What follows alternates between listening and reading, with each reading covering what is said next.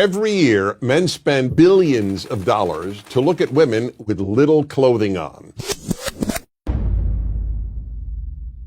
Every year, men spend billions of dollars to look at women with little clothing on, such as the annual Sports Illustrated swimsuit issue, or with no clothing on, such as on internet sites and in so-called men's magazines. Women, on the other hand, spend virtually nothing to see unclothed men. Why? Some say that the reason is that men are socialized into viewing women as sex objects, and that women are socialized into not viewing men as sex objects. But if that's true, how do these people explain gay men? They are as aroused by pictures of naked men as heterosexual men are aroused by pictures of naked women. Obviously, then, it's not socialization. It's that men are programmed by nature, not by society, to respond sexually to the visual. This is an area in which men are so different from women that it's probably impossible, no, not probably, just outright impossible, for a woman to truly understand. Of course women find some men attractive. And of course a woman can have an intense reaction to seeing a very appealing man. But there's still no comparison. The visual alone arouses men. It takes far more to arouse a woman than seeing naked men. If that's all it took, most husbands would walk around the house naked whenever possible, or at least every time they wanted sex. And the average heterosexual man is excited countless times a day simply by seeing women, in person, on billboards, in magazines, on television, and even in his imagination.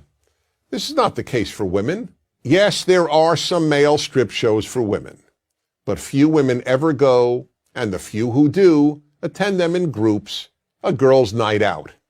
And for every one of those shows, there are probably 10,000 female strip shows for males, most of whom attend alone, not as a participant in a guy's night out.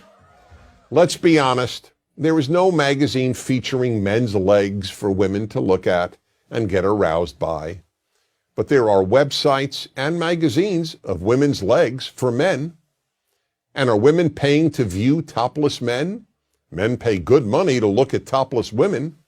Again, that doesn't mean women never get turned on by merely looking at some men. Of course they do. But it's only some men, on rare occasion a stranger, and more usually a celebrity. Men get turned on by any sight of female flesh on almost any female. The effect of the visual in men is so powerful that it even amazes men. A man came over to me after hearing me lecture on male sexuality and said, "I've got a story to tell you. I was in front of a department store and the window was a seated mannequin. I couldn't believe it, but I found myself looking up her skirt." Here was a perfectly normal, responsible man who found himself looking up a skirt on an inanimate object shaped like a woman. That's how instinctive it is for men to look at female flesh. It's perfectly understandable that women cannot fully relate to this.